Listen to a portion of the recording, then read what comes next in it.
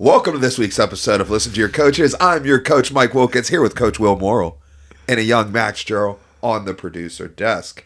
This week, we are going to recap the 247 Fighting Championships Brawl in the Berg 28. We're going to talk a little bit UFC Kansas City, and then a little Lucas Squared. More to come. All right, Coach Will. We are going to start with the 247 Fighting Championships card. Mm-hmm. We are at recording time. We are recording Sunday night. Mm-hmm. Got some stuff going on tomorrow. My son is getting his tonsils out bright and early, 6:30 a.m. So we got an early morning surgery. And my tree fell in my front yard and landed kind of on my neighbor's house, kind of on the power lines. So I'm going to be dealing with that too. So won't get to record at our normal time, which means I did not get to go back and watch the entirety of the card, right? So there were some fights I missed. You're talking UFC here, right? No, the UFC card or the 247 card. Yeah, no, we're in the same boat on both Actually, of those. I only missed one fight. Oh, okay. Yeah. Right on. Okay. All right, where do you want to start? Let's start at the we'll just kind of go off the beginning right here. So we had Ethan Pappas versus Jaden Wise. I didn't know much about Jaden Wise, but Ethan fighting out of the academy, Steubenville boy. So like Sean Livingston knew him well, Bronco knew him well. So like, you know, and as you guys will see as the show unfolds, Steubenville, Ohio went 4-0 last night. But yeah, he had a great fight. I believe that was his debut. Very dominant, 30-27, good takedowns, got some striking in as well as the fight unfolded. Looked like he got a lot more comfortable. Yeah, be careful. That might be picking up on here. Is that picking up when I'm banging that up? See, now you messed up. So here goes what they did. They gave me something to play with because I'm so fidgety, and now I'm just like banging it off and stuff. Right, go for it. Give it a couple bangs. Yeah, maybe a little bit. Not terrible. Maybe a little bit. How's that melody go? All right, so yeah, moving on. You didn't see that fight, right? Because you were rapping. Yeah. Will was on hand rap duty. Yeah, so great win there. Fight 2, didn't get to see much of this. Brandon Cherry versus Caleb Leidy. Oh, that's the 18-year-old. Yep, that's what I was going to get to. I saw him slap on the rear naked choke via highlight video on Instagram, and he threw that motherfucker right on there. Yeah, he looked really good. 18 years old. I'm 99% sure he has not he's a senior in high school. That's insane. Yeah, so I'm 99% sure that that's the case. Man, good for him. Yeah, dude, could you imagine like how cool that would be? Like, yeah, dude. You're in high school. You come back and you're like, yeah, this weekend I just beat up a grown man. Yeah, dude, that's pretty crazy. All right, and then it gets to one of our favorite fights of the night. Our boy Sean Livingston out of Steubenville, Ohio, representing Stout PGH, came out and laid the wood. Bro. Dude, he looks so good. Fighting a Maxwell Snyder out of Ohio, Ravenna, Ohio. Here goes the funniest thing about it. So, like, I knew Sean. He went to Kent State, right? Mm-hmm. And I saw his opponent walking around with a Kent State crew neck on. And I was like, do you know him? He's like, nah, we must have been there at different times or something. But let's talk about Sean's performance and just like how awesome it was. Dude, right? It was incredible. He dominated everywhere. Yeah, he hit a little bit of everything. Mm-hmm. So his striking looked great. Mm-hmm. He was just like a predator, just tracking down his prey. Mm-hmm. He got a handful of takedowns. Held good top position. There was one time where he ended up on bottom, I think like through a scramble, and just used a great like butterfly hip up to a hip heist sit up. So he literally got to show like everything, almost everything there is to show in MMA, and in his debut. I know, right? Dude. And he looked so polished too. Looks so polished. Excuse me. Super composed. And another thing that is really important about that fight, so we were like kind of saying it a little bit in the first round, but his opponent, what's his name? Doesn't matter.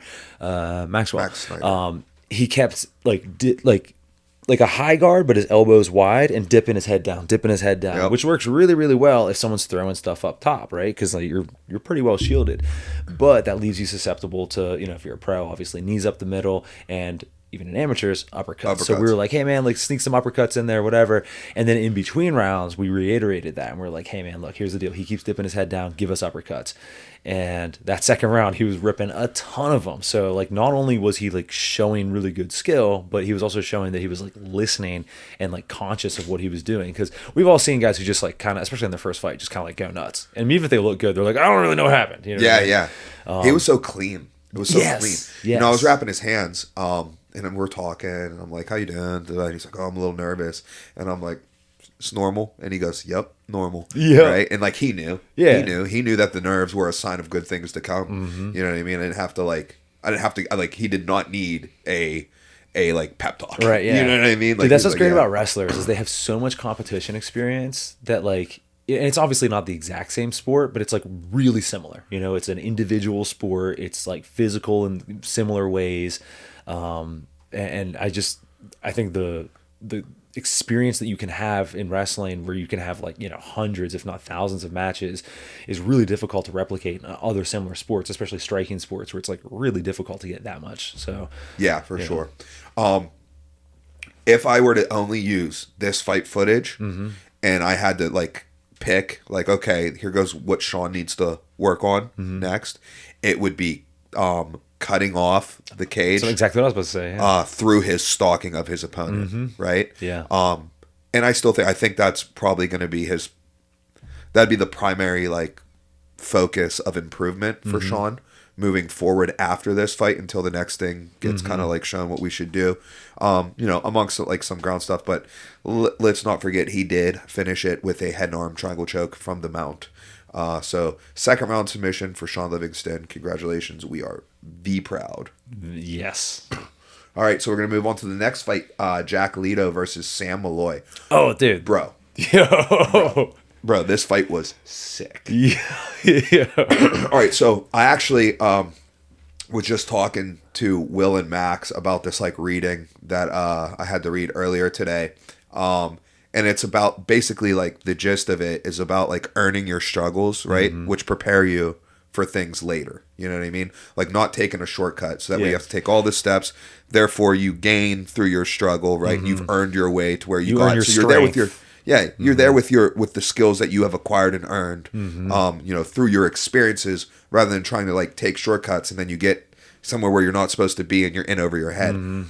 Boy, these two like big time earned their experiences, bro. Right? So I believe this was Sam Malloy's debut, and it was Lito's only his second amateur fight. Dude, these dudes fought like they had so much experience. Like they both looked so good. Lito ended up winning a split decision. It was a very competitive fight. I was impressed with both of the guys throughout the entire time. Like you're telling me that this is like they had one fight experience between the two of them. Dude, it's insane. Dude, get out of here. Bro, Lito's wrestling and just toughness and ability to like stay composed after getting dropped twice in the second round. And then what's his name? Malloy? Yeah. Dude, that guy's first off, his striking looked really good. He obviously dropped Jack twice in the second. And then you've got to walk us through that transition. Dude, so Jack took him down once, and now, mind you, we are the next fight, so I'm kind of watching this mainly to see when it's over, so we can I can prepare TJ for the walkout. So I'm not like super dialed in on it, but Jack had like I believe it was a head outside single, might have been a head inside single, big lift. Malloy goes Kimura to kind of try to defend it. When Jack takes him down, Malloy rolls through the Kimura into an omoplata. Jack rightfully gets really good head high posture, and Malloy throws it into a trap triangle. Doesn't get the triangle locked in, just into the trap from my memory. But I was like, dude, like that was sick. Dude, and even though that didn't end up being like, a huge position for him, it's not like he like threatened finishing that triangle from what I remember at least.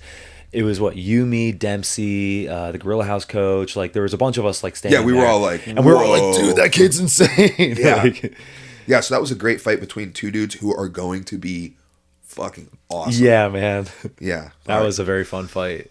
All right, cool. So let's move on. We got TJ Sloan versus Kyle Geisinger. Yeah, that's maybe, I don't know. Yeah, whatever. That was very good. So They both had a common opponent, right? So that I can't remember the young man's name, but they both had the same most recent opponent to my no. It was they both debuted against the same guy. Kyle had another fight since as well. Now hold on real quick before we get into the fight itself. Can we just say what's up with these lightweights being so tall? Yeah, dude, these dudes were like both over 6+ at 155 amateur. Yeah, dude. And also, well, earlier in the day, one of Bill's guys who came through our gym, they both rolled up, and I was like, "You guys like what? Welterweights, middleweights?" And the one kid was a middleweight, and the other dude's like, "Nah, I'm like lightweight, maybe featherweight." I was like, "Dude, you're huge, man! Like, what? How is this possible?" But anyways, so these two super tall lightweights. Yeah. So TJ comes out, and man, like, not himself. No, not himself. Comes out very lackadaisical, like almost like he wasn't in a fight, right? He had some good moments in that first round. Had 2 threatening standing guillotine attempts, but did spend some time with his back on the cage, and just wasn't like, even, you know, if he did well, like the fight, that first round, he slipped to get behind him, but wasn't able to bring him down to the mat at the end. That first round, competitive, not sure who to score it for. So in between rounds, I told TJ, I was like, yo, we're going to chalk that one up to him. Yeah. You know, just to play it on the safe side. That could have been you, but... And also, I think the point you were making earlier is like really important. Is like, we've seen TJ like when TJ's sparring, he's dialed in. He's usually pretty aggressive, usually pretty good output. And when he walked out in that fight, he was just like kind of standing there real upright, chin up in the air, threw like one lazy jab or something. And we're like, dude, what are you doing, bro? Like, this isn't you. Yeah, it's not him. And we reminded him that it was not him in between rounds. And then he came out and became himself. Yeah, he listened. In the second round. Dude, kind of like a blur to me, like what happened in the Okay, second so I can round. tell you exactly what happened. So we've been working kicks a lot, right? And TJ has been like spending a lot of time working with Brody, which is a very smart thing to do, because if you want to get better at something, you should probably work with the people who are good at that thing. And Brody's really good at kicking. So, you know, I want him to be able to like use some of his kick feints and stuff, and just get this kid thinking about his kicks. So in between rounds, you were giving him the speech of like, yo, dude, like, get it together, basically. Yeah. And right as you're like getting out, I'm talking through the cage, and I was like, hey, open this round with a big body kick. And 2 things that would tell me: 1, is he listening? Is he like getting back in? And 2, if he lands that big body kick, like even if it's on the arms, like it's gonna do what we need it to do. He comes out, boom, sends it. And then what happened? How did he get the takedown? Did they kind of like slip off that? Bro, I am like not remembering right now how he got the takedown. I can't remember either. But somehow so he gets the takedown. Dude, how did it work out?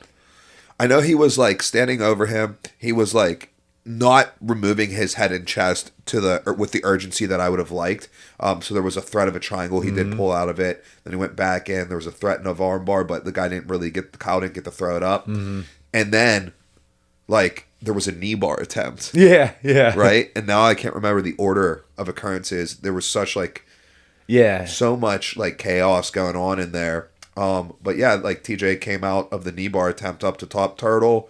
Kyle brought his head and chest up. TJ pulled it up, slapped on a strangle, dropped him backwards, slapped on a body triangle to aid his rear naked choke, and he got the second round submission finish, looking just like we knew TJ could. We're going to need that right off the rip from here on out. But with that said, I'm kind of glad that he experienced that in his amateur career, because it's like it's a form of, you know, adversity that he has to overcome, and also it's him making a mental switch in a fight, which is really hard to do. You know? Yes. So yeah, that's really good. So that's great experience. Harkening back to like the journey thing, like earning your struggles to build your toolbox there. So yeah, great win, TJ. We are pumped. That moves you to 2-0 now. Let's continue to build our skill set. Shout out to Coach Randy, for really working closely with TJ on his jiu-jitsu. Excuse me, and it clearly paid dividends. Oh yeah. All right, so this next fight is the one that I saw the least of, because this was like the primary spot of Bronco's like warm up. But obviously I've seen some highlights of it. Drew Landenfeld versus Kassiran Spence, and Spence landing a nice head kick in the third round, put Landenfeld out. Landenfeld is tough as they come. He'll hop right back on that horse.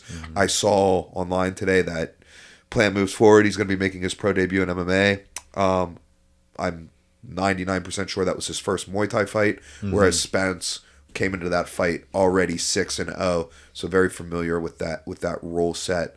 So, credit to both fighters all the way around. Credit to Landon Feld for going out there to try to improve in an area that he felt like he needed improvement, or just some ring time in. And shout out to Spence for getting it done the way he knows how.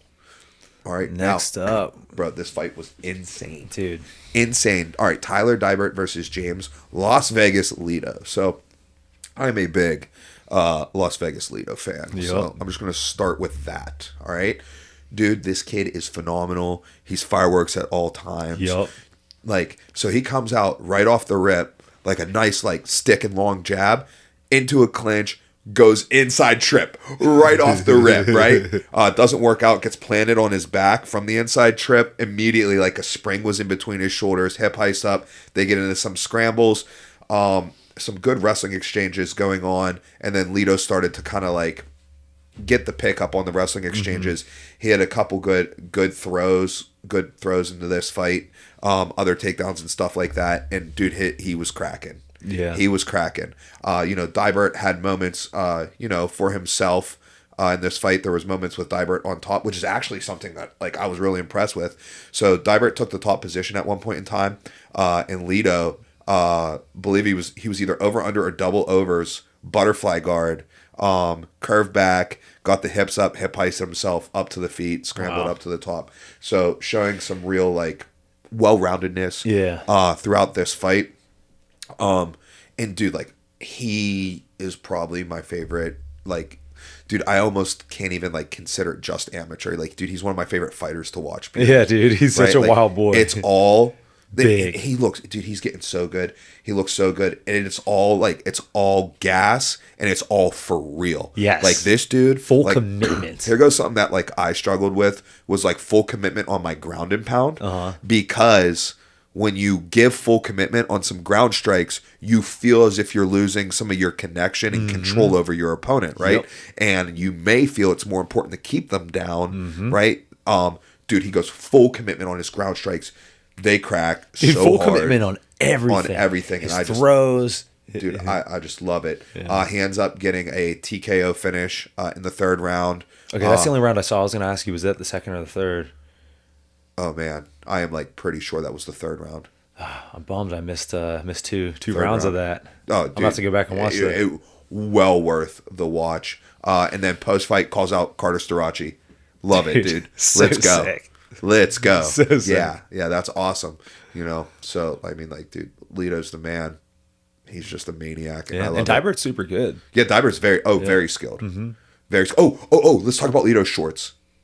Oh, bro, taking us back in time, brother. Yeah, bro. 2005. So he had the long board shorts, and okay, even when long board shorts were cool, I didn't like them. Yeah. So when long board shorts were cool, I was more into the short Vale Tudo spandex shorts. Think GSP, right?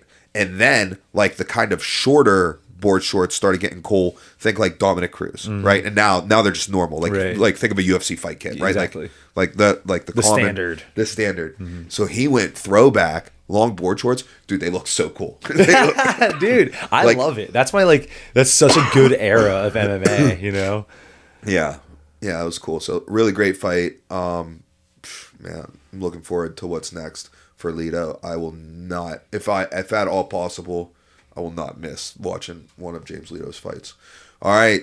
Then we had a short intermission. We came back with some pro fights. Yeah, buddy. All right, dude. Start us off. Talk us some Bronco Busick. All right, so Bronco, right? He likes to bounce between 205, sometimes heavyweight. You know what I mean?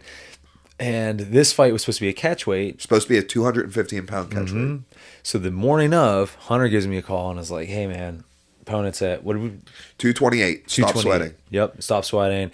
And I'm like, dude, there's a 99% chance we're still going to take this fight, but let me get with Mike and Bronco and see what's good. And so he calls me, and I'm like, 228, stop sweating. It's we'll call it 10 a.m. Yeah. Right? Weigh-ins are at 6. I'm like, all right, tell that mug 225. Yeah. Right? Which, bear in mind, is 10-pound allowance over what you thought we were fighting at. Mm-hmm. Right? We hit up Bronco. We're like, Bronco, what do you think? 225? Blah, blah, blah. He's like, yeah. Bronco's... the problem with Bronco is, this is where we have to step in. Yeah. And... Because Bronco will do whatever. Yeah, the dude could have come in at 300. Bronco's like, yeah, Bronco's like, yeah, we're fighting. Which is like where like I just felt like, no disrespect, I just felt like it didn't matter.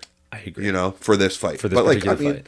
As better and better opponents come in, it will matter. For sure. Right? And you're not coming in missing weight by 14.9 pounds. Well, also it gets worse, right? So I've only experienced this one other time in the past, right? Right. Where, it was at, again, 9, 10 a.m. He's 10 a.m. He's 228, so he stopped sweating.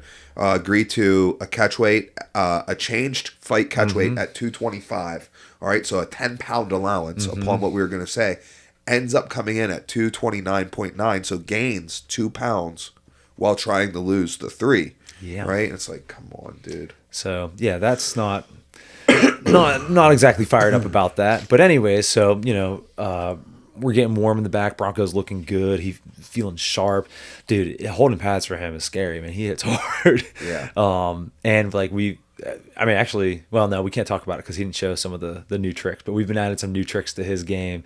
And, yeah, I'm excited for those to come out. But either way, you know, goes out there, opens out like pretty hot, takes the middle, goes head kick, right hand, clinch, inside trip. Yeah, dude. And right? what's hilarious like is I had just got done like being like, yo, Lito's a maniac. He went inside trip off rip. Dude. And Bronco's like, oh, say less. Mike thinks that's cool.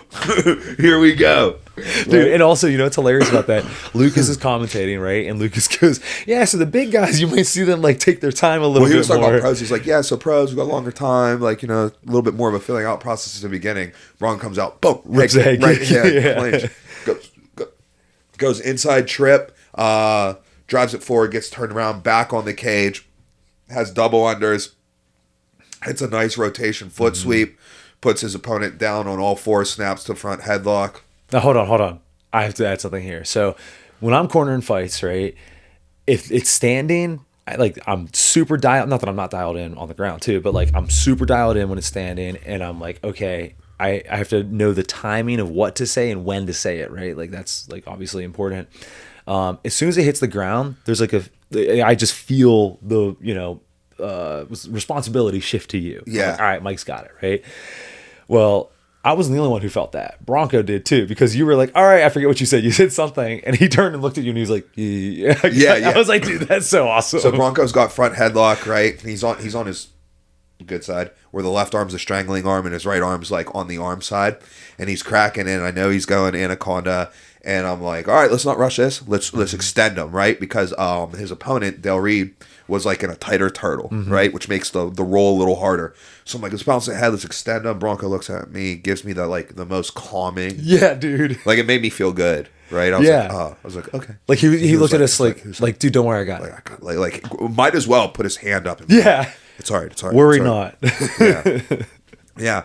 Stretches it out a little bit, drops the elbow into position, starts walking it up. So on this particular anaconda, so a lot of people are familiar with anacondas and darces being finished on the bicep, right? Locking hand on the bicep, right? And that's what a lot of people made a really big deal about Islam's darce against Moicano being locked on the forearm. Well, if you go take yourself a gander back at Bronco's anaconda, this particular one, he closed it and he locked it on the forearm as opposed to on the bicep. Did a lot of work with the body, closing down the space, and rolled him through. Rolled him through like on like a slow grinding, like you could just tell, like imagine just like twisting a rope. Yeah. Right. Yeah. And then just whipped it through. It wasn't like a quick spin power through. Right. It was like a slow like twist through. Got the tap pretty quickly. You know, that must have been on crazy tight. Reminds me of the ankle lock he threw in his last fight. Yeah. You know, when Bronco put some power and squeeze on the something. Dude, he's like, everyone understands there's levels of like athlete. Yeah, dude. But when you're like around dudes like Bronco, you're like, okay, like I get it. You know what I mean? I know, like, right? You're like, damn. Because like there's a part of you that like, you know, you're like watching football, and I'm like, oh, I've been lifting weights, I'm pretty fast. Like maybe I could have been a receiver or something. And then you're around dudes like Bronco. You're around like yeah, somebody. Like, nah, dude, no, dude. Who's a real athlete. Yeah. You're like, Oh, okay. Yeah, I'm like, oh, I can hit pretty hard, and I'm holding pads for Bronco, and I'm like, no. Bronco's like deceiving too. Like sometimes I'll be with Bronco, and I'll be like, he's not that big, right? And sometimes I'll be with Bronco, I'm like, he's enormous. Yeah, exactly, dude. You know? Yeah. Like also because he's so like calm and like nice. Sometimes you forget, and so I'm like, "Oh, Bronco, what's up?" And I'll see him at the gym, like it's all happy, and I'm like, "Yeah, let's hit some pads," and then like put some sting on one of them, like, "Oh my god, that's insane!" Right? Yeah, dude. Yeah, he's awesome. Yeah, he's the man. Another great win for Bronco. We're gonna keep that pushing, keep improving this skill set. That's the biggest thing. Yep. Making improvements to the skill set. All right, cool. You ready to move on to the next fight? Brother, am I? So hold on. We have to talk about the in between. Okay, so Bronco's getting his hand raised and everything, and like while he's he's in the middle of this, like he doesn't tell us this. Did he tell you before the fight? Yeah, he'd mentioned it to me, so I like kind of knew. I was like, I wonder if he didn't mention it to me in case I was going to be like, "No, dog." No, he told me. All right. But like. Okay, so especially guys who it's like their first fight, right? Whenever they win, like Sean, for example, you know, Mike's always like, "Hey, get to the camera," right? Which is spot on coaching, right? Yeah. And you know, I'm sure the promotion loves it as well. And then whenever like we're getting the gloves off like or whatever, a video of all the times where I'm running in there and I grab the fight and I turn him to the camera. Yeah. You're like camera.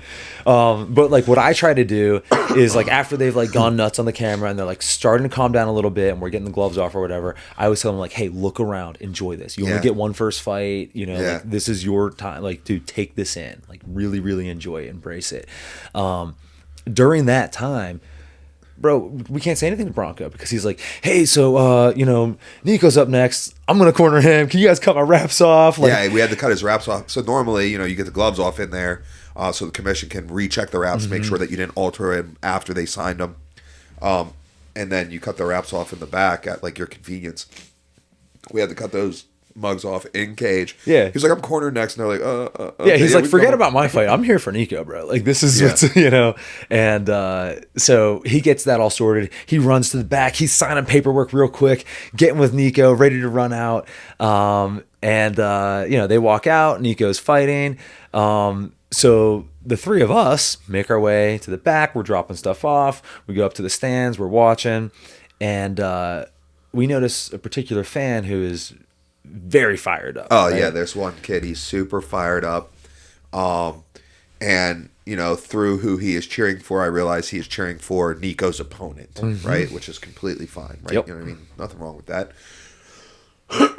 But, so Nico's fighting Brett Schoenfeld. Schoenfeld from, like, my era. Yeah, dude. Yeah, it's impressive he's still fighting. That's awesome. Yeah, dude. Certified vet.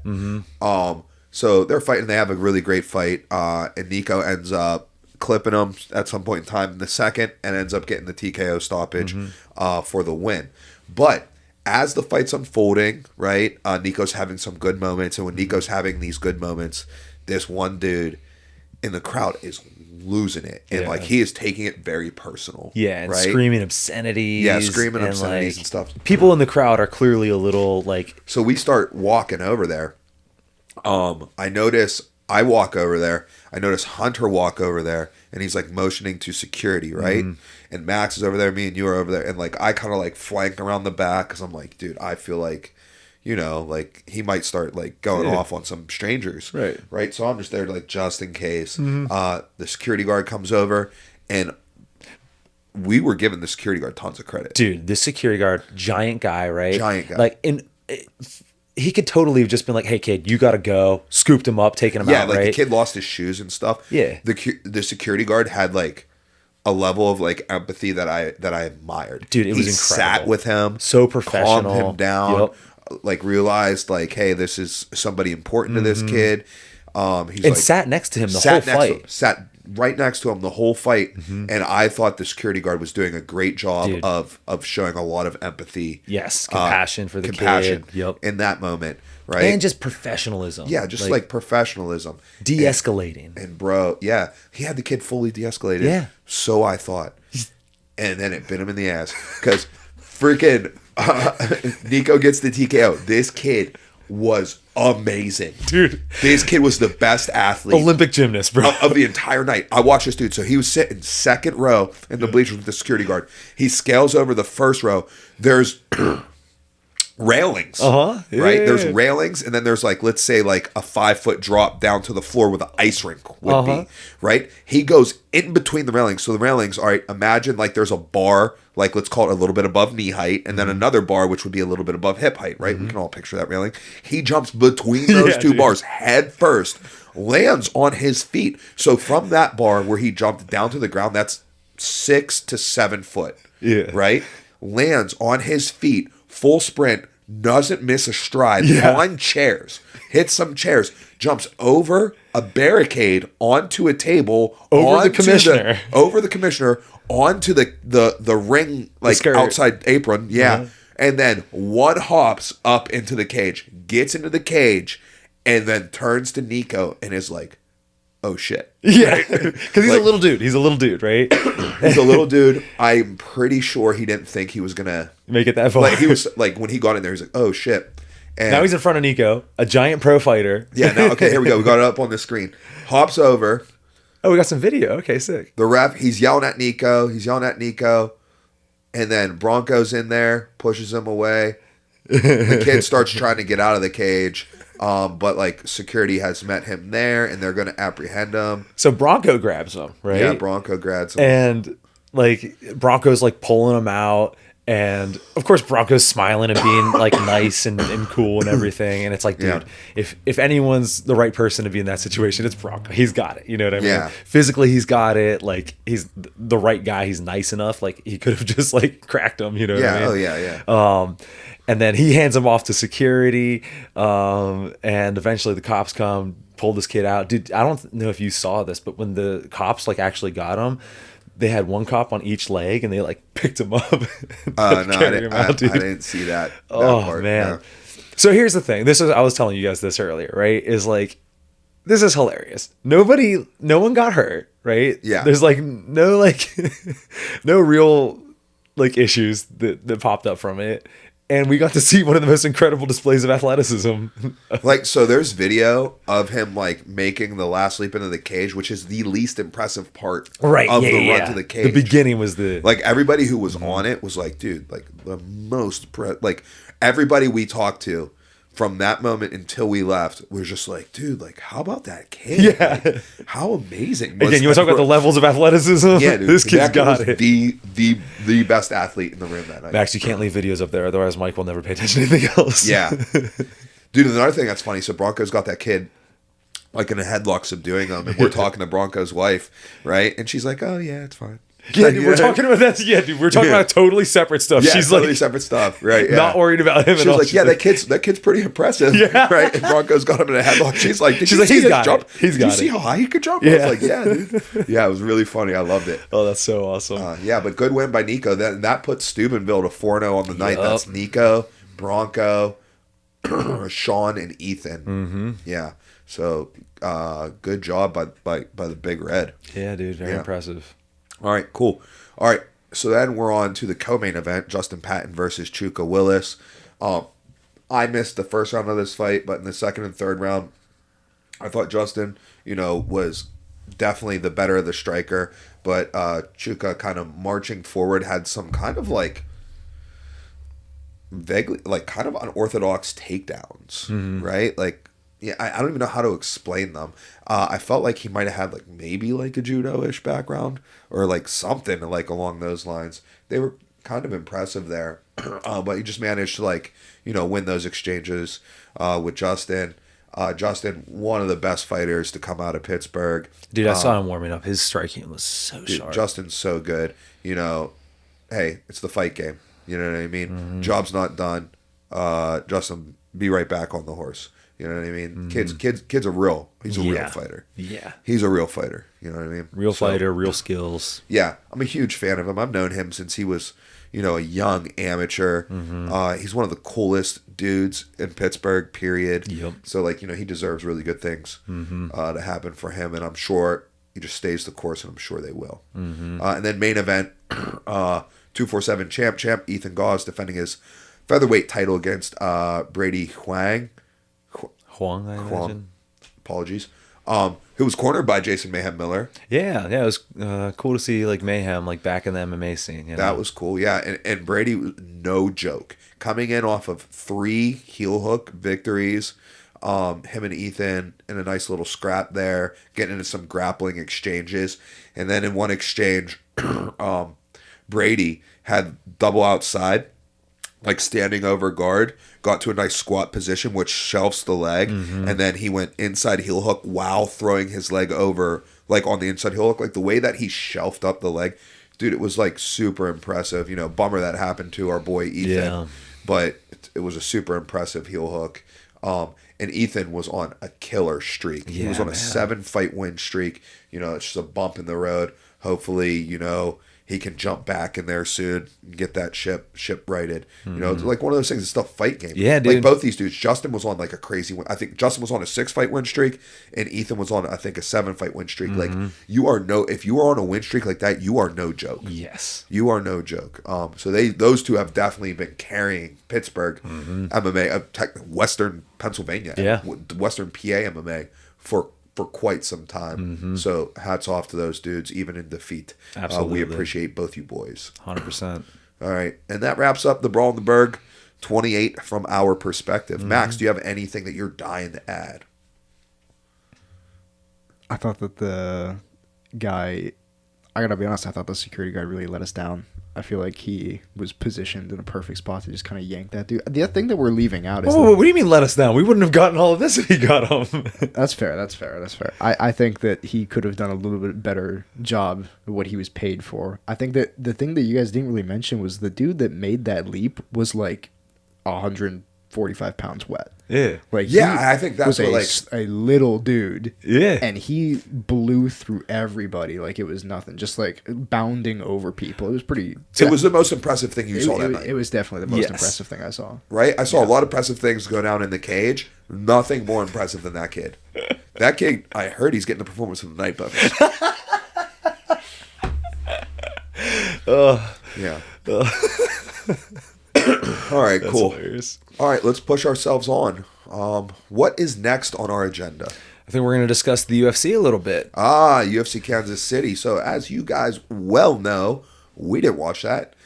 We were at the 247 fights, but I did get home in time for the co-main event. I actually saw the decision being read of the Giga Chikadze and David Onama fight, which when we talk about our bets... Yeah, we'll get to that. 0-2, bro. Let's start at the top, actually. Let's start with the main event, right? Or actually... No. Hey, you're right. Because this is the first fight. These are the fights I saw. We've only got these two to look at, so might as well. This Zhang Mingyang guy, dude, I didn't know who he was. That beast. Dude, he throws as if he cannot be hit back. Yeah, that's a great way to describe it. Full stop. That's it. I believe he has only first round finishes, right? Yeah, that's incredible. And he was like feeling the distance change, hit that nice elbow, got the cut in a good position, so the blood's going into Lionheart's eyes, and then just continues to pour it on. Eventually gets him down, gets the TKO stoppage. What did you think about the stoppage? I mean, what is there to think about it? I think it should have been stopped. Did you think it shouldn't have been stopped? No, I thought it was late. Oh, I don't think it was late. I think it was perfect. I think it was the right time. I think everybody was kind of aware it was Anthony Smith's retirement fight, and he was just giving him all the chances. A hero's opportunity. Yeah, I mean that's fair. But, anyways, yeah. So Anthony Smith lost, and then fight ends. He got into it with someone in the crowd or whatever, but they calmed that down a little bit, and then. I really liked what the UFC did with the video of his highlights and kind of wishing him well into retirement. What did you think about the little tribute video to him? You didn't like it? No, I didn't see it, dude. Bro, so one of my daughter is sick. So I was dealing with that. I was up with her. Dude, we were up till 7:20 a.m. That's so brutal. Yeah, dude. I remember you were tired she's at the fights, too. Yeah, dude. She's nocturnal right now. But she can make you not tired, though, because she's hilarious. That's awesome. Yeah. I mean, I would, nod off here and there. But, yeah. Watch, The Little Mermaid, Cinderella, and, some other stuff. It was fun. But yeah, so I missed that part Gotcha. because that was during one of her like waking up. Gotcha. Well, just to fill you in, the UFC made a really nice tribute video, a bunch of his highlights, and a lot of like people in the space, just saying nice things about him. And one thing that I'm really glad they made a big like deal of is him saying that he could continue in the John Jones fight. Like in my mind, that is the moment that all MMA fans should remember about Anthony Smith. Yeah. They should be like really, really appreciative that like someone had that integrity and that toughness. Like that's They made a big deal about it in there. You said, "Oh, good." yeah, Very good. it was really cool. So, Well, great career. He's on the commentary team, so he'll be around. yeah, for sure. He also said in his speech, he was like, "Oh yeah, I'm gonna be right back in the gym." He's like, I've got guys fighting, like I've got to be there for them, and he's like, "Nah, I can just be like the old retired guy. I'll take a round off and like beat up the young guys and then just bounce out." I was like, "Oh, that's awesome." Yeah, that is awesome. All right, let's push. Hold on, real quick. Can we take a look at the rankings and think what's next for? How do you say his name? Is it Zhang or Zhang? Is he ranked? I I mean, believe light it's heavyweight. Light heavyweight's I just want to see like who fire. we think he should fight next because he actually looks good. He should fight man. for the title. Like he maybe literally like he looks good. He looks like an athlete, you know what I mean? And also, dude, I bet the UFC loves him because he's this like a real tall, like Right, jacked, good-looking Chinese dude, and they are dying to get a hold of the Chinese market. So I wouldn't be surprised if they push him hard. Dominic Reyes. Okay, so where was Anthony Smith was 15. So he'll okay. probably be ranked 15 in a couple days. okay. Man, I don't know. I think he comes in. Anybody want to make a bet that he comes in better than 15? I mean, okay, let me ask you this. Based on who you see here, where would you put him? I don't know. I don't even know. No disrespect. I don't know. That's totally fair. Let me ask Right you here, a question. let's go down the list. All right. I know Ankalaev, Pereira, Garry, Holberg, Jamal, Jan, Raychik, Khalil, Dominic, Ozdemir, Krylov, Johnny Walker. Yeah, and you then- got most of them. But then I literally don't know 12, 13, and 14. You've probably seen Menafield fight. Maybe. I don't think you've. Yep. Yeah. I've seen Menenfield fight. Didn't he just have a fight recently in which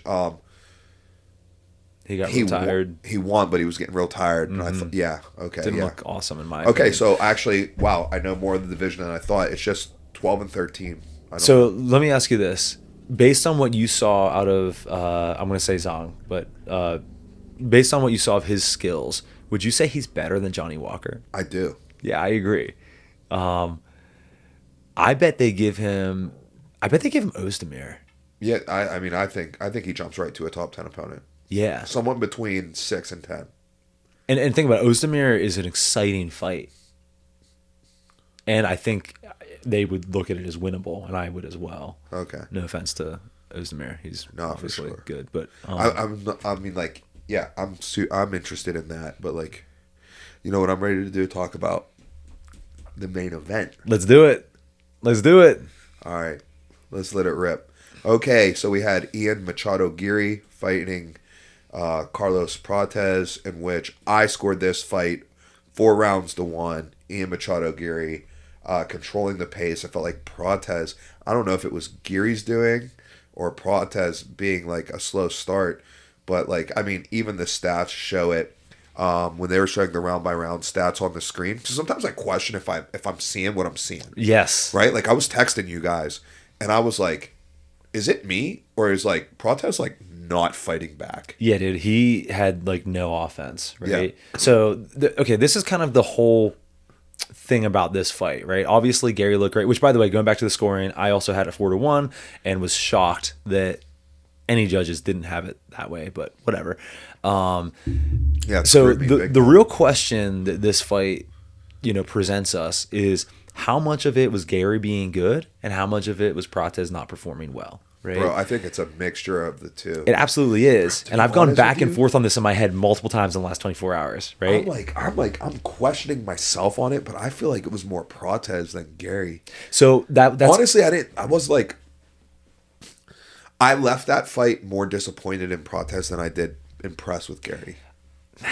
Whereas I left the Ian Garry Shavkat fight yes. impressed with Garry. right. Yeah, You know, yeah. Ian Garry. I was So impressed with him. I kind of feel similarly. Now, to be fair to Garry, he was doing a lot of really good things to make Prates not throw, right? So, for example, when Prates did have him backed up to the fence, where Prates usually does his damage, he did a really good job of going neutral stance and like juking back and forth, right? And that makes it really difficult for someone like Prates to fully commit to a strike, right?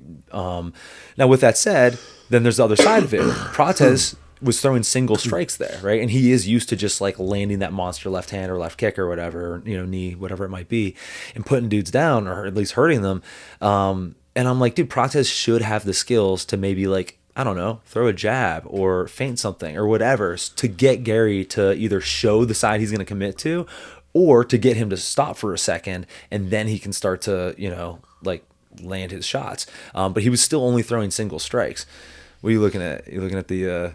your 5 round. Oh, yeah, that's film work for Brody. But dude, I can't have anything this direction. but anyways, yeah. So again, like it comes back to the same initial thing. Is like, is it Prates being bad or is it Garry being good? And again, it all comes down to both. It's got to be a combination. It totally is. Now, hold on. Going back to what Garry did well. So again, that movement, but also, and this is something I was texting with Brody about. It's like the ratio. Maybe ratio is not the right word. I mean, yeah, it kind of is. Of how often he chose to move versus feint versus actually attack. Right? So he's landing jabs, he's landing those head kicks, he's landing the uppercuts based on like Prates' long guard and him dipping down and everything. And also he would use his movement to not be stuck where he doesn't want to be, and his feints to also maintain the range. And again, he did them in the right ratio. If you just feint, eventually people just walk through it. If you just move, eventually someone's going to catch up to you. He did it correctly and he read it properly. So yeah. Garry's obviously really good. With that said, I think Prates looked pretty bad in this fight. See, I think that's that's my big takeaway too. Now, how much do you think Garry's takedowns played into him winning that fight? I think a good bit. I think that's one of the tools that stopped Prates from throwing as much as he should have. Now, exactly, I agree. Do you think that he would have won that fight had he not? Do you think that fight would have gone that way without the takedowns? It's hard to say because he was winning the striking exchanges for the most part as well. But I can only imagine. I agree with that too. I can only imagine the takedowns helped. You know what I mean? It's hard for me to say how much.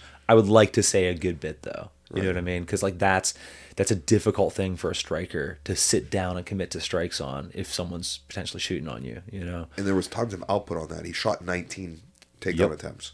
And some of them were definitely just like, hey, 5 rounds. Keep him guessing with it. But that's okay. Really? I think some of them he didn't fully commit to. I didn't see any. None are ringing a bell that I don't think that he wanted the takedown from. Yeah, maybe I just not like what I'm talking about is like some Frankie Edgar stuff where Frankie Edgar would pick up a leg with no intention of getting a takedown. It's almost like a single leg feint. Yeah. And but he like gets it up to like then throw a combo. You know what I think it might be, and maybe I'm spoiled because we live in PA, but I think a lot of times Garry, this is something you and I have talked about a lot. I think that sometimes Garry was thinking about getting to the leg, and when I look at him aggressively try to like snatch a single and get to the leg and not get to the hips, to me it almost feels like, oh, you're bullshitting. You know what I mean? But but you might be right about that. Maybe he truly is trying to get that takedown. Yeah, I thought on some of those I thought a lot of his entries were really good. I think there was some. So Max was asking, Max, you want to talk about those single legs? I think that when I was watching Garry shoot them, from my perspective, looking at him, I was like, he's getting really stretched out with his arms, and he's not like bringing his hips in with him, right?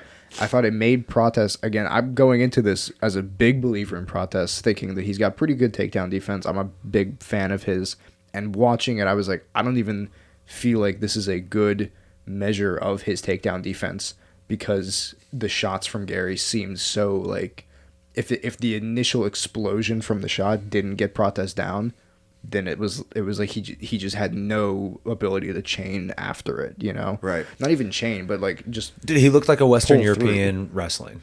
Yeah. Well, here goes what was happening on those. That's what I want to get into. Like what was happening on those head outside singles. Those were good entries, right? But the problem is he would lose the hip. So he's going head outside single. We can all envision head outside single, right? And he was going immediately to a crackdown or run the pipe finish. Okay, most of us understand what that is. All right. Now the problem is when he was doing that, he was sliding down the leg. All right. So even though he was at the hip, through that circling away from Prates with his crackdown finish, his shoulder would slide down the thigh closer to the knee. All right.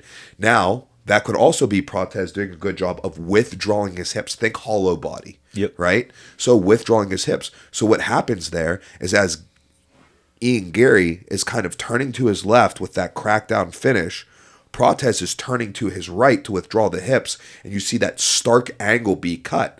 So whereas they were like facing each other, like, Garry's head, like they're facing each other, they're now perpendicular with each other, right? And that's called sitting the corner.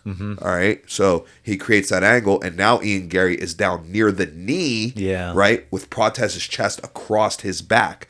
What Prates was also doing in that to help him maintain the angle he created while sitting the corner was hooking the near leg. Right. Now Ian was doing a good job of not making that failed takedown, and there was like a few of those that happened exactly like that, result in him being on bottom. Right, yeah. But it was just like Max was like, is it more Prates good or Garry bad? Right? And again, it's a mix, but generally you have to, if you're going to crack down properly or run the pipe properly, you have to be controlling the hip, because what is making the action happen is their hip is going down towards the mat, right? So if you're sliding down the leg, you're losing control of it, and you need to chain wrestle yourself back in. And I think there's two things here. One's going to be like a legit wrestling question for you, but the other one is, Prates' main sport or main background is Muay Thai, right? And you see that a lot in his style, hanging out on one foot. I think we saw some like cross blocks with his shin. He plays that, in that long guard. Like, you can see that's his style. He's obviously spent a lot of time doing Muay Thai, and apparently he had like a gazillion Muay Thai fights and everything too. One thing Muay Thai fighters are really good at: standing on one foot, hollow bodying, good balance there. So I think that style of takedown is really difficult to get on someone like Prates. Now, here's the wrestling question I have for you. There were a couple times where he went like, I don't know what you call it, like crotch lock or whatever. Like, you know what I mean? Is that of any interest to you? Can you walk us through it? Because to me, I was like, oh, that seems on the like head outside single. Yeah, it allows you to keep the corner, right? It takes away like Garry's ability to chain wrestle back into a parallel position, right? To get his drive in the right direction, to put Prates back on Garry's tracks. So let me ask you, I guess, and you can also use it to like remove their feet from the mat. Okay, so all right, that's exactly what I was going to ask you. Is that more of a technique for him to lift Garry's hips, or is it more of a technique for him to maintain the angle? Or I guess it's just both. It's just both. Interesting. Okay. It's just both. Now here goes one last thing that I want to talk about these takedowns. So I do believe that Garry's first 2, if not 3 takedown attempts were that head outside single, and they were unsuccessful due to Prates hitting the corner. And then his first successful takedown was what? A double leg. Right? It's like, okay, right? Let's put both of these legs together. You take away the opportunity to hit the corner. I was just going to say my last thing I wanted to mention on Garry's behalf, like giving him credit, was making that adjustment. Being like, I'm looking at the stats right now, and it was like through the first 3 rounds, he didn't get many takedowns, and then as soon as he started transitioning that double, he was able to start hitting takedowns there. I just thought on his behalf, especially given that he's mostly been a striker until his last like 2 or 3 fights. Making that adjustment in the grappling was pretty impressive. Dude, Garry has proven himself to clearly be very skilled and also be like a smart fighter. You know what I mean? Like, there's some guys who we see have success, and you're like, maybe he has a high fight IQ, maybe not. Like, Garry clearly does, right? Which honestly, I think this presents a bit of a problem for the UFC, because the MMA community seems to not like Garry, but he's also really good. You know what I mean? Like, I mean, I don't know. Didn't he say in like an interview, he was like, oh, like the most exciting fight, the one that everyone wants, the one that's going to like make pay-per-view numbers is me and Bilal. And it's like, dude, nobody is asking for that. Like, I just feel like I don't know. I don't see, I as a fighter, I like him a lot. But I don't see him being very marketable. But maybe the UFC will turn him heel. Who knows? I don't know. Same. Now, hold on. Well, no, I mean, like, I don't know. I got 2 other things to say about Prates. One, I kept hearing like the nerds saying like, like catching it and whatever. Did they say his name like Prates? Oh, did you hear that? Like Prates, but like they're saying it like with a cool accent. I think Maybe. they pronounce it. It kind of sounds like Prates. You know, is that like a thing in Portuguese in the same way that R's become H's, the T's become CH's? I Do don't you know that. I don't think it's like a always in Actually, Portuguese. You trying it? Hanato, right? Uh-huh. Think about how what's his name? Dude, funny viral clips. The fruits and vegetables. Like 19-time world champ. You know what I'm talking about? He would do the high rollers events and stuff. Oh yeah, okay, yeah. What do they call him? Hanach. Yeah. Ah, it's me, Hanash. So, Oh yeah, yeah, maybe, dude. I hit up Martin. Martin speaks. You know who would know that? Ian Garry would know. yeah, Gary wouldn't have. Okay, so then the other thing I have to say about Prates, did you guys feel like him smoking cigarettes impacted his performance? And there's no doubt in my mind that it impacted his performance. There's no doubt in my mind that he would be better off if he didn't smoke cigarettes. Yeah. I think. I mean, that, I mean, that's. I just don't understand how you're going to argue against. Yeah, dude. Like against science, it's not the 50s anymore, bro. Like it's pretty clear, and I think that played a factor. that. Like And- doing something that actively hurts your yes, lungs and that's like what adds to cannot be helping. right, and that's what adds to the question is like how much of it was Garry doing well and how much of it was Prates doing poorly, because even if Prates isn't like technically doing as well, if he's losing exchanges, if you know whatever's going on, he's losing. At the end of the day, if you just put like you get a higher output, you increase the chances of you winning, right? Like even if the rate of you landing doesn't go up, the output total going up will increase the likelihood that you win, right? And we just didn't see him like throwing more. Like I remember in the mid rounds just being like, dude, if I was in his corner, I'd be like, hey man, you're losing. You need to just throw. Like you need to get a little reckless here. And I would be willing to bet that there's a part of him that's like, man, I don't got the cardio, you know? With that said, I thought his cardio looked very impressive for a dude who smokes. Yeah. Yeah, man. There's just I think this fight presented a lot more questions about Garry's skills, where he is. It also presents even more questions about how good Prates is. You know what I mean? Like where does he really belong in all of this? So yeah, man, I don't know. Yeah, I don't know. Where do you think Garry fits in the title picture right now? This is interesting. Can we pull up the rankings actually? So okay, so I don't need no rankings. So the next fight is Bilal and JDM. Bilal and JDM. Now, Shavkat they haven't talked about, but you could make a good argument for him to get the next title shot, or you can make a good argument for Brady to get the next title shot. Right. Can you make a good argument for Ian Garry to surpass either of them? No. I agree.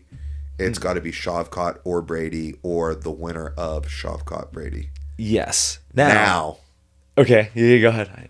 with that being said, Yep.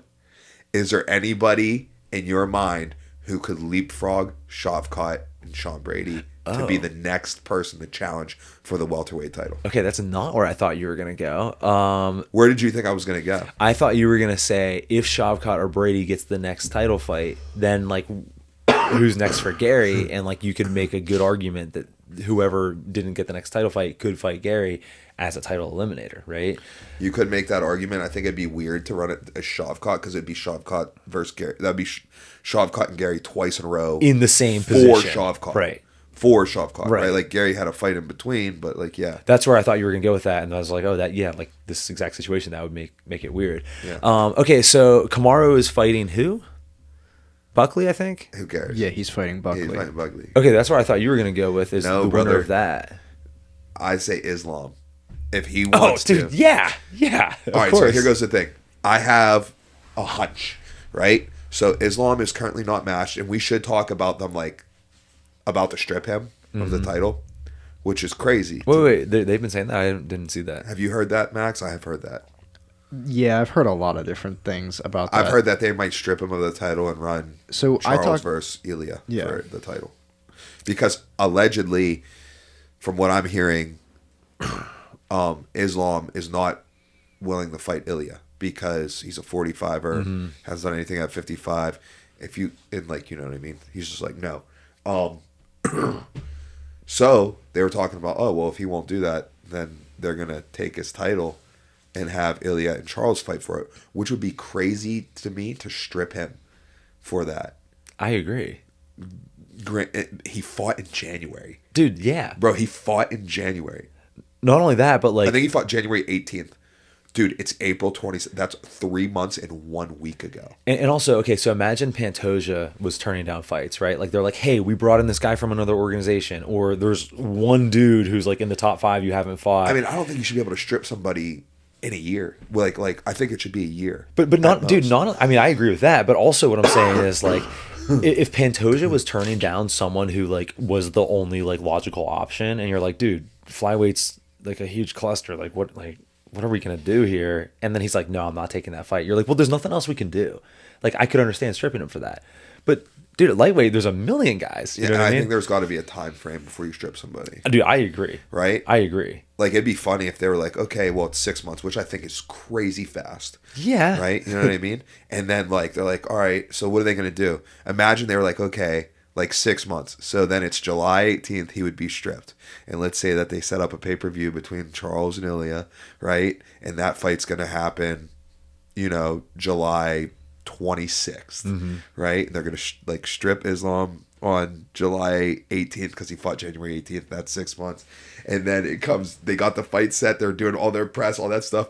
And then here he goes, dude. It's July 17th. And Islam's like, okay, I'll do it. That'd be hilarious. That'd be funny. But here goes my little conspiracy theory that I got going on. All right. Bilal is fighting JDM. If Bilal wins, I think Islam ends up fighting Ilya.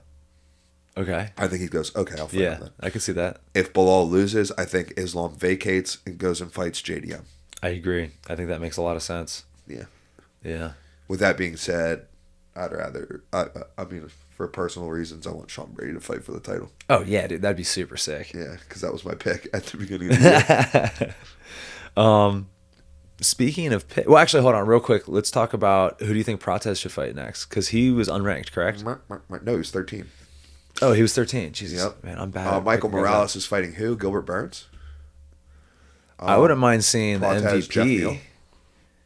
Jeff Neal would be. I'm not mad at that. I think the MVP would be a really entertaining fight. Yeah, I'd like that. I think that I don't They think both they lost to easier. Obviously, I think Wonder Boy is an interesting fight, but I think Wonder Boy is a little too old, and I'd prefer not to see that. I think that he's too high in the rankings, but this fight would interest me stylistically. Buckley and But Buckley signed to fight. right, exactly. So I don't know what they're gonna do with him next. The Jeff Neal fight was the original fight that was scheduled. I'm guessing they're probably going to try and rebook that now. Oh, that's right. Yeah, that makes sense. Like I that think was the No one wonder that- it sounded so right when I said it. yeah, it feels right. I have a feeling that's what they're going to try and do. Because you mentioned Sean Brady being champ by the end of the year, because that was your pick. And I do think that he's going to be champ. But I've been thinking about this a lot. I think that the title picture at 170 right now is like really interesting. Yeah. Part of that is because since Shavkat's injured, we don't know when he's going to come back. So there's still a chance that Will and I could be right. And he could just come back into a title shot in like November, Right, yeah. December, win the belt off whoever has it without having to fight again, and still end the year as champ. Yeah. Yeah, that's possible. That is true. Like because of the injury, there's so many people right now at 170 Yeah. who are either at a title shot or could argue for a number one contender position. And then Shavkat's out there like, I also have a title shot that I was signed up for, There's so many people in that mix right now. I think it's really cool. Plus Islam. Dude, this is a really fun time for welterweight, isn't it? They've got some real hitters there, and entertaining fights. Yeah. Like, that's the thing is like, there's a lot of fights I want to see. You know what I mean? Like Brady against Shavkat. Like, dude, does that not interest you a lot? Oh, yeah, that interests me. You know what interests me even more? Brady Islam. Like, dude, That interests that me. fight is, oh, bro, jiu-jitsu. I mean, jiu-jitsu's been back this year, but that puts jiu-jitsu back, bro. That would be so sick. That would be so sick. The only person I'm looking at welterweight right here who I'm not fired up to see fight? Colby. Get him out of there. Colby's the backup fighter for the title fight, man. Wait, what? I saw that on the internet. I thought It was- Garry was. Oh, I mean, it was like a Got satire. you. If you really want to get Colby out of there, you could feed him to Prates. Dude, the problem is he could Colby be might Prates. be Prates. I don't think he can beat Prates. You don't think he can or will? You don't think he can? beat him? Anymore, I don't think he can. I don't know, dude. I don't mean, know. he hasn't showed the old Colby cardio. He hasn't showed the old Colby wrestling. He's like 38 now. He's just Here's the thing: is okay. it's just not there anymore. Watch the slander. I don't know how good Prates' wrestling is, so like maybe he'll be fine. But also maybe wasn't Colby like a really good D1 wrestler? I mean, I believe he was an All-American or at least around a 12er for Oregon State. Okay, so there you go. He's like a very good wrestler. He could, you know what I mean? Like he could just hold him down, which would really suck. How old was he when he wrestled in college? I mean, 22. Yeah. At the like 23 at the oldest. How many wars had he been in when he wrestled in college? Yeah, but still, Every weekend. I feel like I mean, like, well, maybe. I Yeah. feel like your He's wrestling hanging out doesn't with John diminish Jones. as much from wars as like your striking. What do you and mean, chin. like fighting wars or like Yeah, wrestling? I mean like fighting wars, like Kamaru Usman war. You know what I mean? That right? type of thing. And I think that those wars can I see what like you're saying. have a detrimental effect on your ability to fight. But I'm not sure. If I you mean, pluck the Colby who fought Kamaru, that Colby he beats Prates. I think like the Colby that Yeah. fought him at like in either of those two fights, it's a much closer fight. I just mean the Colby that fought his last two fights. I don't think he gets out of the first Dude, 3 rounds with Prates. I would love to see Prates knock him out. Like that would be fantastic. But I would just be so afraid. I'm just a big Colby fan, so let's talk about it. I am. I like Colby. I do. I like legitimately like his fights against Kamaru Usman, like that style of fight, just like, dude, he was. Yeah. Him as a fighter in those RDS, fights. and Yeah, that like, was like those were good like fights. dude, like those impressive. Yes, for Right? sure. With that said, I'm not a fan of Colby. Like Colby had in his heyday, he had some of the best proactive takedowns in MMA. Oh, dude, yeah, man. Like, dude, look, as a fighter, he's incredible. You know what I mean? But I don't like him, so that's what it is. You guys got anything else to talk about with this? Nope. All right, let's talk about picks and betting. All right, let's do it. So, Oh man, I forgot now. Okay, so I forgot to give you this stuff. Lucas Jones is up like 10 units or so, right? total or from last week? Total. Damn. Danny Jones, not related to Lucas Jones, related to me. But Danny Jones is up 7.11 units. I forgot Lucas's exact units that he's up. One of the things that Lucas does is he bets all his units every week. That's hilarious. So like if he loses all his bets, he is down 20 units out of the competition. That's so funny. Yeah. How many did you? What's Danny sitting at right now Plus 7.1 from the original 20? from the original 20. Man. So he's at 27.1, whereas Lucas is at like 30 and change. I can give you Lucas's exact number after. I forgot to commit it to memory, and we used my phone as the camera, so I can't go look at it. Dude, I'll tell you what, especially hearing about other people's results, we're shitty gamblers, bro. I am not a shitty gambler. Well, I mean, we'll present the stats and we'll let the listeners decide. Yeah, don't make me post my FanDuel receipts from the NFL season. Okay, allow me to reiterate: we're shitty MMA gamblers. I might not be a great MMA gambler right now, but I am a great gambler. I know I'm a great gambler. I believe am in up you. a lot of money gambling throughout my gambling history. I'm not doing well with MMA because I do. First off, contrary to popular belief, I don't know what the hell is going on. Right? Like, I didn't watch the UFC for years. Yeah. Like 7 years. I was like, I'm done. I quit. Dude, also being so close to the sport, like it's just it's impossible not to like get I attached did a whole to guys. podcast. We did a whole podcast on who to root for. Right. Yeah. Right? Yeah. So I've got these tiers in case you missed it on who you root for. I might not get these exactly correct, but number one, someone you know. yeah. Right? So if someone you know is fighting, like you got to bet on them. You know what I mean? So let's say like Max is fighting, right? Like I'm going to bet on Max, you know? Well, I wouldn't because I'm his coach and that's illegal. But like you get what I'm saying, right? Like if I like, you know, like Dude, yeah. did you see the Kraus thing got like somewhat resolved? They like No, Okay, we'll come back to that. that is not Sorry. a right today topic. Okay. So it's someone you know, and then it's someone who knows someone you know. Yep. So like in my instance, like let's use wrestling. Like if I know a wrestler I'm rooting for him, okay. If I know like your coach is my friend, Right. right? Then I'm rooting for you. Right. Then after that, it starts to go to proximity to me. Right? It's like, oh, you're from PA? I'm rooting for you. right? And then it's like, all right, you're from. Then it's like your style. It's like, oh, you're a wrestler. I'm rooting for you. And then after you get through all those levels, you can finally start to root for like people that you genuinely like. Right. You know what I mean? Yeah. Like I could like person A way more than person B.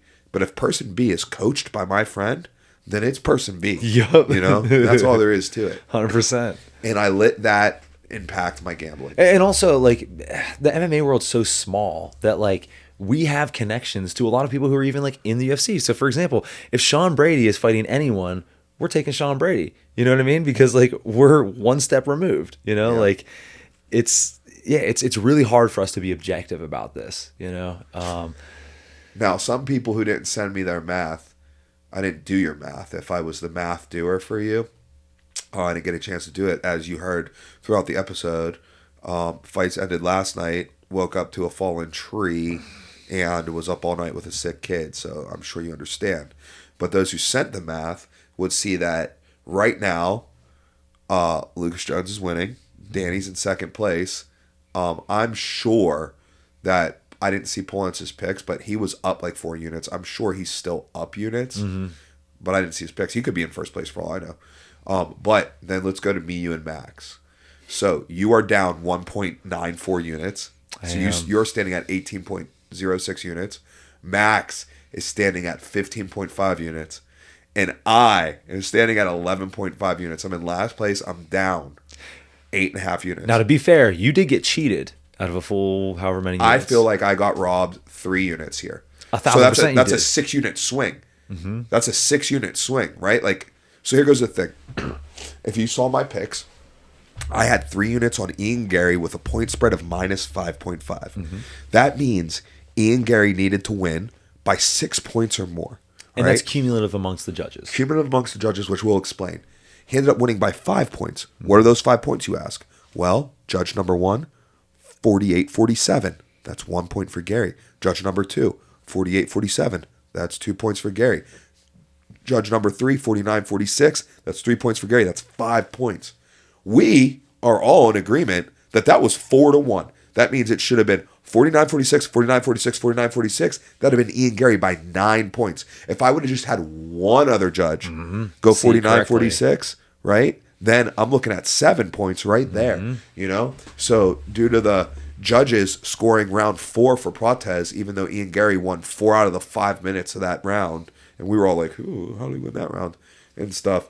That's a 6 unit swing right there because I win 3 units instead of lose 3 units. Well, listen, the official results might not show it, but just know that I view you as a winner in that bet. Yeah, well, there you go. And that's what we're rocking with right now. Anybody got anything to add to the gambling?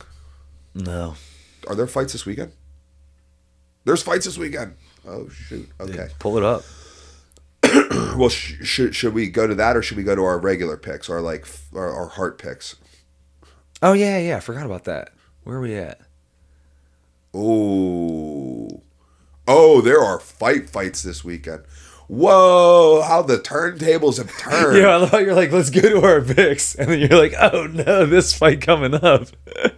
All right, so on our picks this week, I went 5-0 this week. Yeah. Bro, are you guys seeing this? I should start betting my hard picks. We should start showing like what's on our screen because half the time, like if I'm talking and you're just like, it's because Max left like a video up, or like right now when you're like, yeah, let's just go to like our picks, and then you're like, yo, this weekend. Oh my god, you know what? Oh my goodness, they have no idea what I'm talking. Right. Okay, so. My first reaction was that this weekend's fight is Corey Sandhagen versus Davison Figueiredo, right? And RDR and Bo Nickel on it. That was my first And then Max scrolled down a little bit and had our picks from this past week's card, and I went 5-0. So I was pretty fired up about that. That now ties me with Max at 30 correct, 25 wrong, and 1 draw, and Will holds a 1-fight lead. With 31 correct, 24 wrong, and 1 draw. Man, Max, you could have done so much better too. You made some dumb picks there. Yeah, like those. I don't remember you picking Giga Chikadze. I do remember that. I thought I mean, Shikadze fight was. I didn't see all of it, but I know that he won a round and just Onama was able to out wrestle him. I thought Shikadze was going to do better. Had he missed weight, and that kind of was a sign. I feel like you're the one who something's sold going me wrong on here. David Onama. Well- Did you sell me on Onama and then I like pick Onama. Chikadze? No, No, I think I like- I sold you on Giga not doing well. I like Onama a lot. He's cool. I just thought that Giga was going to be able to outdo him, and I thought Pereira was just going to run through Abbas in a. Bro, his name is In a minute. Magomedov. Yeah, but he's And Pereira's not the a, sloppiest dude in the UFC. He's a bus. It's not Albus, it's a bus. Magomedov is A not bus. like a normal of type guy. Like he's been like knocked out cold. Isn't he, like, German? times before? Yeah, he's like from Germany. Like he's not a like Islam type of. You know what I mean? Okay. It's just it's a different type of Russian. He's a German Russian. It's a little bit different. Okay. All right. But yeah, I just I went 5-0. Yeah, I had there. Machado Garry, I had Zhang, I had Onama, I had Abus, and I had downtown Randy Brown. Man, good weekend for me. All right, let's make our picks for this weekend's card. Up first, Stevens versus Jones. Who is that? Jeremy Stevens returned to I the know UFC. Jeremy Stevens because this is in Iowa. Wasn't Who's he? Jones? He was in BKFC, right? Yeah, And he they just signed him he for just beat one. Eddie Alvarez. And they signed him for one fight, right? Is this just a one fight deal? I believe I saw that somewhere. Oh, dude, Bolanos Oh, is on Gaston this. Bolanos, Dream Killer, Huang Li. Man, dude, Bolanos hasn't performed as well as I would have liked him to, unfortunately. But I would still pick him. All right, so this is the first fight we're picking. Yeah, Man, I don't know anything about Mason Jones. dude, I know. Mason Jones about to lay the wood on Jeremy Stevens. Well, given that he's a minus 600, He's 15-2. and a lot of times if someone's This like, fight's at 55. if someone's Western European, I'm always like, oh, dude, I don't know if he's gonna be able to wrestle. But something tells me Jeremy Stevens isn't gonna wrestle with him. Yeah, I'm gonna go Mason Jones. Max, Like all logic tells me to pick Mason Jones, but I'm gonna but take you're gonna pick Stevens. Jeremy Stevens. Yeah, Nice, I like that. I feel like I'm gonna hope that his run in BKFC has like given that like violent fire back to him, and he's just gonna come in and run through a dude. So we'll see what maybe. happens. That'd be cool. Remember when he threw the uppercut from the floor against Rafael dos Anjos? Yeah, No, I don't. Greatest uppercut in UFC it was a history. Popeyes uppercut, dude. Yeah, he bro. wound that thing. up. Oh! I know what you're talking. I thought you meant he was on like on his back like No, like when, it was like a yeah. cartoon, No, I know bro. exactly what you're talking about. Okay, so we've got Jones, you've got Stevens. Are you taking Jones, Mike? Yep, cousin Mason. Run it up. Ooh, Smotherman.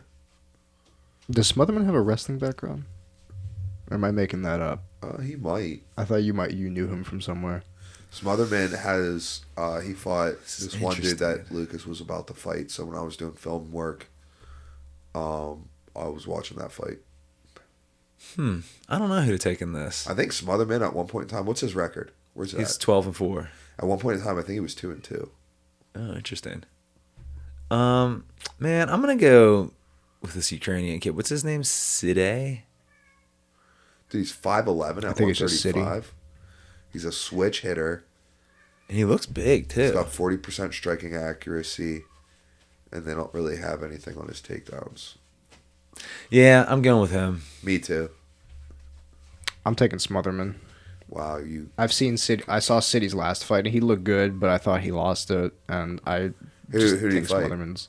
I can't even remember the guy's name. Let me check on that. But I thought Smotherman's pretty good. Dude, after this card, young Max could blow us away, or Could. we could really. I need to Cement make a up some lead. ground Let me here. get Montel Jackson.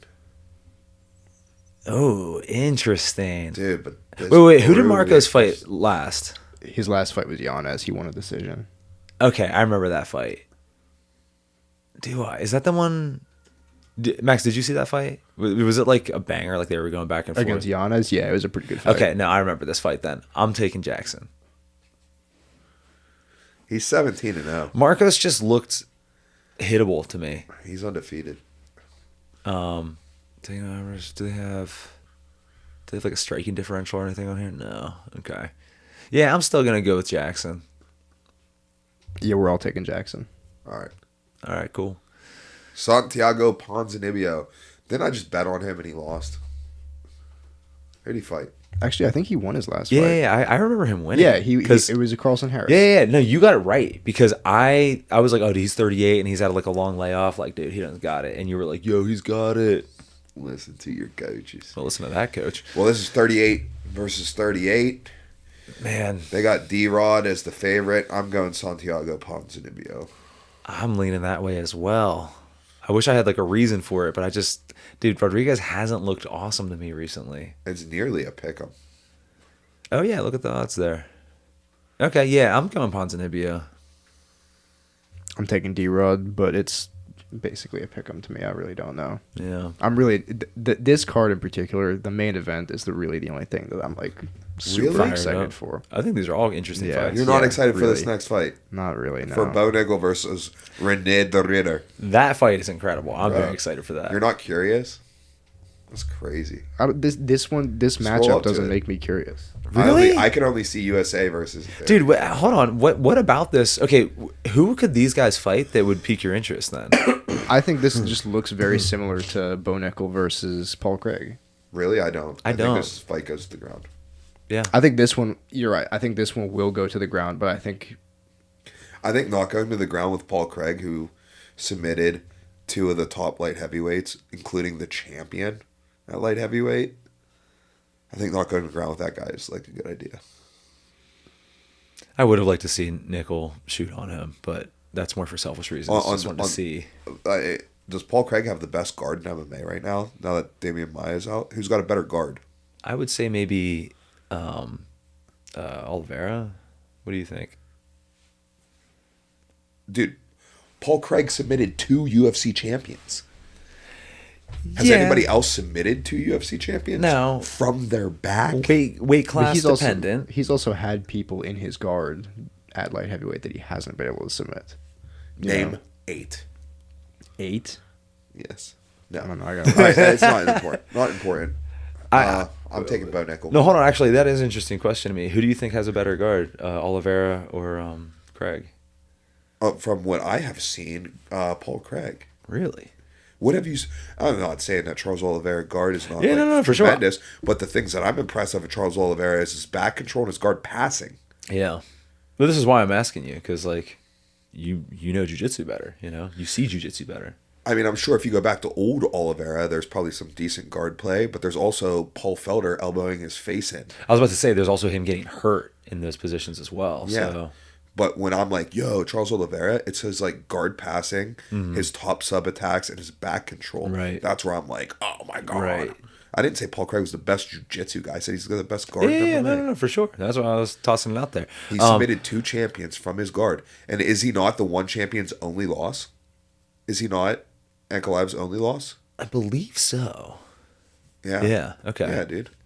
Like, that's crazy. That's interesting. Okay. I can't think of anyone Who has a better hit list? Nobody. in current fighters, right? You said Even in old fighters. Who has a better hit list from closed guard? From a bottom guard. Silva, maybe. Name one champion he submitted. Oh, I guess not champs. You can't even think of one. Now, to be fair, it's because he was the champ for so long. So all these dudes he was submitting could have been champs. Now, don't forget, like, it's from guard. I'm talking about your guard. So from guard he submitted Chael. Yes. Do we want to count the DQ loss to Okami? Well, that's a KO, not a submission. I know. And then he got who else did he get from guard? Travis Lutter. Travis Lutter. That's the one I'm trying to think of. And then I feel like there's another one. He got Henderson was a rear naked. Who else did he get from guard? Dude, this is a great question. This is actually, dude, this would be like a good, maybe we do a segment where we look at like top whoever. No, seriously. Think about it like this. Like, think about it like this. Like, pure, like, Do you really think Anderson Silva has a better guard than Paul Craig? Like technically speaking? Yeah. No. Seriously. No, I don't. Okay. All right. But if we were looking at accolades and like time periods and If we're looking at accolades, then it's Paul Craig 100%. Two yeah, champions. Yeah, I mean, but again, the argument could be made, and again, I agree with you, but the argument could be made that Silva was the champ, so like he was fighting all these guys who didn't have the opportunity to be the champ when he was. I mean, they had the opportunity. I'm not saying he submitted these champ. No. That is incorrect. That is incorrect. So you're looking at as if Paul Craig submitted the champions while they were the champion. He submitted them when they weren't champions. Same as Anderson Silva, submitting them when they weren't champions. They never went on to become champions. Right, but my point is Silva was champ for so long that like there was a whatever it was 9-year period or whatever where none of these top guys he fought could have been champ. You know. Okay, I see what you're saying. Yeah, but you're also making some great points. You know. Yeah. That is okay. It's purely skill wise. Can you think of someone who has Damian? You said. Damian Maia probably a better, a true better guard. What about oh my god, I'm blanking. I was at Verdum. Did he have a good like guard like that? Yeah, but like, and maybe he did have a true better guard, but no one has the hit list that Paul Craig does. Yeah, that's fair. I've been looking through Tapology and clips. Nah, you gotta be honest. You might have sold me on that. I don't like even Oliveira in the UFC. Strictly like for MMA. Even Oliveira doesn't have like a ton of submissions strictly from the guard. He'll jump on guillotines and then like kind of fall into guard there. But like Paul Craig is like playing guard. He's like laying on his. I'm watching him like lay on his back and just like kick at knees and kick it and like wait till they come down and then just throw up. That's a huge part of his game. Yeah. Whereas you made a really good point that like that's potentially his Oliveira's weakest point in jiu-jitsu MMA wise. You know what I mean? It should be everyone's weakest point in jiu-jitsu MMA wise. Yeah, that's a good point. On paper, you like. You know, right? Like you should be better on the back than you are in guard, right? You know what I mean? Yeah, for sure. Like statistically, yeah. I'd like to. I'm just gonna throw this out there. He doesn't have tons He's of gonna say Diego Lopez from his guard, but if we're talking about threatening guard, he's gonna say Lopez. Lopez has a very threatening guard. Understood. Gotcha. Just throwing that out there. It's not better than Paul Craig's. It's just very threatening. I just want that to be known for. And I agree. I agree. Lopez's combination of vicious strikes from the closed guard with an ability to climb his closed guard high creates a great dilemma if you are going to be on bottom in guard. Dude, speaking of striking off the back and creating these sorts of dilemmas, how would you rank Tony Ferguson's guard in MMA? Like, what are your thoughts on that? That's a good one. Because I don't even recall it. I'm like a little bit of a hater. I guess that was during the time you weren't into it. I'm a little bit of a hater. Who put him on bottom? Because, what's up? Who put him on bottom? Himself. Yeah, dude. Yeah. For real? Oh, dude, yeah, man. He was reckless. But like when he was good? Yeah. Okay. Yeah. And like, where were we at? We were at Gus's. Wasn't that with you? When I was like, he's gonna win by Darce. Yes. In the second round. Yeah. You're like, yo, he's gonna win by Darce. I was like, all right, dude. And then boom, like second round Darce. I forget what the fight that was. Dude, that's right. But we were watching it at Gus's. Yeah, it was before the fight even started. Yeah. And you were like, dude, I'll bet you he wins. I bet Corey. Like, oh, that's right. Yeah, you're like, I bet he wins. And I was like, oh yeah, I could see him winning. You're like, no, he's gonna win by Darce. Yeah. I was like, dude, that's incredible. But getting back to why I was a little bit of a hater of that is because his jiu-jitsu was talked up so much by Rogan, like on the broadcast. He was a 10P dude. Exactly. And he was like, yo, he's got like the best jiu-jitsu ever. And I'm like, dude, shut up. That's not true. Rubber guard doesn't work in MMA. And then, you know. Yeah. All right. I've got Bo Nickel. Make your picks. Oh, dude, this is hard for me. I want to go nickel. I'm going nickel. I got it. I'm taking nickel too. All right, and then the main event, oh my, Corey Sandhagen. Yeah, I'm taking Sandhagen for sure. Yeah, no way I'm not taking Corey Sandhagen. Yeah. Oh my gosh. All day. Yo, those odds are honestly shocking to me. I didn't think it was going to be that crazy. Those are kind of crazy odds. Minus 550? That's wild. Coming back at a plus 375 might be worth a unit. I mean, if you're going to take that, I would go just throw a unit on Figueiredo by either KO, TKO, or decision. Like those odds are going to be better, and those are really the only two ways I see him winning that. But also you don't think keep you in could mind, sub him? He also could hurt him and then sub him. I You know think what he I mean? could, but if you're putting a flyer on him winning, you might as well just take the two most likely ones. And I think that if you're going for like the double trouble, I think those are the two more likely ones. Doesn't he if have a win. fight where he Bro. cracked a dude and slapped a sub on him? Did he sub Cody? Yeah. He has some, like, he has good But that was submissions. from jiu-jitsu. I think I remember one where he cracked I could see someone. him. You're probably thinking of the benefit. Aljo submitted beatdown. Sandhagen. Maybe. Aljo submitted Sandhagen. Wait, that's Sandhagen, right? He did. It was just a like, Super fast. yeah. That was like the fight that turned Sandhagen around and like made him like a much better fighter. I also think that Aljo is significantly better than Figgy. Oh yeah. Right? Like, am Oh, I yeah. off in saying that? I mean, I don't want to be disrespectful to Figgy because he's obviously really good, but like, I think Aljo so underrated. People just hate him. dude, to be able to be on someone's back that consistently in MMA, like, bro, that's impressive. All right, so we all got Sandhagen. Yeah. All right. Okay, cool. What else did we have to talk about today? Dude, I'm dying to like find another addition to Yeah, that we're list good. of guards, man. Oh, Like, I'm dying to know like who. That would be a good Like, if we segment. sat down and like really thought about it and like looked through like some fights, like coming up with like a top 10 I wish list. I could tell you that I'll do it, but I won't do it. We would have to do I'll it. make I'll make up an argument though on the fly. Maybe we'll make some lists and start tossing some names out there, and you can argue for. or We'll come against to them. you with a top 10 list. Be like, Dude, Mike, one what do you thing think that- of our list? One thing we need to do at some point is have like MMA arguments where we do like 30 seconds each, where we argue each side, side and then just switch. so people can see what like our normal conversations are like. Yeah, Because like because I will argue anything. yeah, and then we'll oftentimes switch. You know what I mean? Yeah. Like whether we do it intentionally, like I'm all right, yeah, now argue this side, or like you'll convince me, and then you'll be like, yeah, but now I'm gonna argue the other Yeah, side. because I don't want the argument to end. Okay, all right. So do you want to do this? yeah. Let's end here. All right. So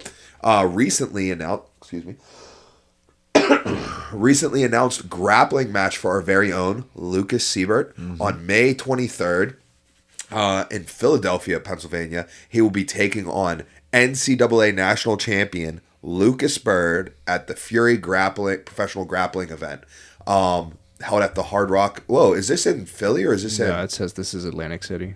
I thought it was Philly. Oh, interesting.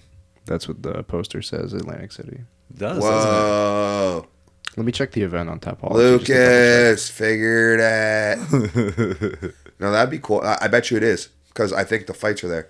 But Lucas told me it was in Philly. He said, "Oh, I got to go to Atlantic City." Don't twist my arm. There's tables. There's tables there. Dude, we had so much fun in Atlantic City when you were fighting. Yeah, those were my favorite. Dude, the Borgata was so sick. Yeah, Tapology has it in Atlantic City. All right, so it's in Atlantic City. Lucas been lying to me. Probably knew that I was going to be on them tables missing his match. Yeah, so Lucas will be taking on 2025 133-pound national champion out of the University of Illinois, Lucas Bird. A lot of people know Lucas Bird from going viral post that match because Daniel Cormier was losing it over how tall Lucas's his girlfriend is. I believe she was a volleyball player for also the University of Illinois. I could be off there. And she's like 6'3". They're really famous on TikTok due to that stark dynamic of her being very tall and Lucas Bird being very short. But let's not forget what this really is. This is the best 133-pounder in the NCAA versus our very own 4-0 professional fighter, Lucas Siebert, coming off of a blue belt IBJJF world bronze. And this is what I believe to be Lucas Bird's first jiu-jitsu match. Yeah. Right? And also we know that like the past like year or so, it's not like he was spending a ton of time doing jiu-jitsu because he was wrestling. He was wrestling and he was wrestling well. He only had one loss this year. He lost a close match to Iowa's Drake Ayala, who he avenged in the Big Ten finals by pinning him, and then won the rubber match in the NCAA finals by winning in overtime. Oh, that's incredible. Yep. So we're very excited for that match. It's a good challenge. Yeah, it's going to be fun. Yeah, super, super cool. Yeah. Anything to add or any questions that you guys have upon said? Man, I got no questions. I'm just very excited for this. Max, you got any like miscellaneous topics we didn't cover? No, nothing major. I'm gonna mention this one time right now. If you want to do it after the episode, we can. But last week you said to bring up mirror neurons.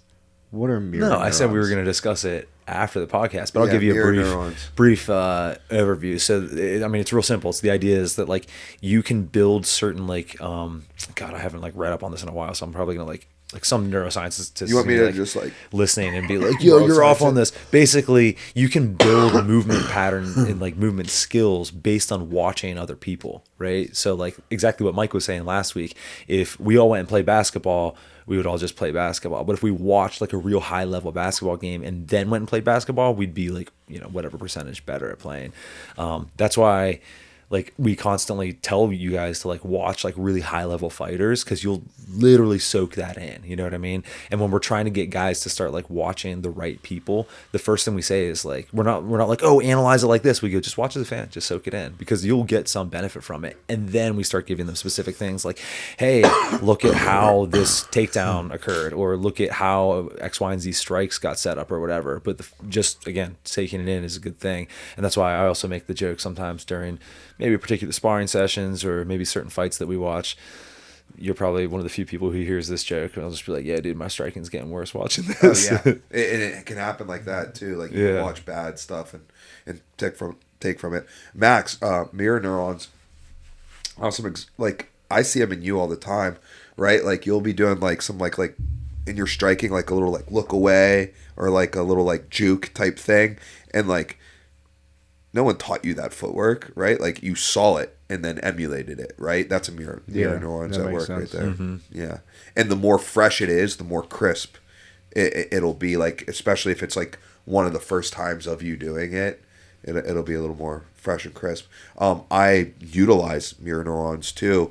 If I want to, like, I know I got a hard practice coming up and I have a goal to like do well in certain areas, I may watch something like before a match practice. I notice it naturally, like typically after big wrestling tournaments, like spent the weekend watching NCAAs, I'll come back and just like my wrestling will just be like on fire for a while. Like, just like I just feel sharper, and like those mirror neurons at work, they're not making like the world's greatest difference. It's just it's not like I'm gonna watch LeBron James and then I'm gonna go and like beat like I don't know, like Mike in basketball or something. I'm just gonna do better for myself than I would had I not. Yes. That just sounded interesting. I wanted to throw that out there and give you the opportunity to break that down a little bit. But right on. Otherwise, socials. Listen to your coaches. We on have TikTok, socials. Instagram. Listen to your coaches. TikTok, Instagram, check that out. And Mike, you got the merch on too. Flash. I got the merch on. Yeah, rocking the Listen to Your Coaches hat. You can't have this one.